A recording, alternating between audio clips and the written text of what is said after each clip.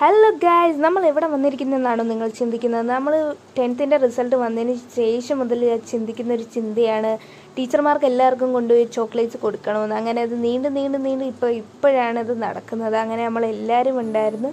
അങ്ങനെ നമ്മൾ എല്ലാ ടീച്ചേഴ്സുമാർക്കും ഓരോരോ മുട്ടായി അല്ല ഒത്തിരി മുട്ടായി വെച്ച് കൊടുത്തു. അങ്ങനെ നമ്മൾ പിന്നെ ആൻസി ടീച്ചറിനെ കാണാൻ പോയി. ആൻസി ടീച്ചർ എന്നെ നോക്കുന്നത് കണ്ടു ഗൈസ്, പാവം. അങ്ങനെ പിന്നെ നമ്മൾ നിധി മമ്മീനെ കണ്ടു, ഹേമ ടീച്ചറിനെ കണ്ടു. ഹേമ ടീച്ചറിന് ഭയങ്കര നാണം ക്യാമറയുടെ മുമ്പിൽ വരെ. പിന്നെ നമ്മൾ അവിടുന്ന് ടാറ്റ ബൈ ബൈ പറഞ്ഞ് ഇറങ്ങി. നമ്മൾ എവിടെ വന്നിരിക്കുന്നേ? എന്തിനാ വന്നിരിക്കുന്നേ?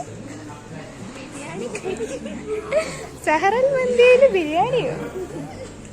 അങ്ങനെ പിന്നെ മന്തിയൊക്കെ കഴിച്ചുകൊണ്ടിരുന്ന് കുറേ കാര്യങ്ങളൊക്കെ സംസാരിച്ചിട്ട് പിന്നെ നമ്മൾ 2-3 ഫോട്ടോസൊക്കെ എടുക്കാൻ വേണ്ടിയിട്ട് പോയി. പിന്നെ അവിടെ നമ്മൾ മന്തിക്കടയിൽ ടാറ്റ ബൈ ബൈ പറഞ്ഞിറങ്ങി.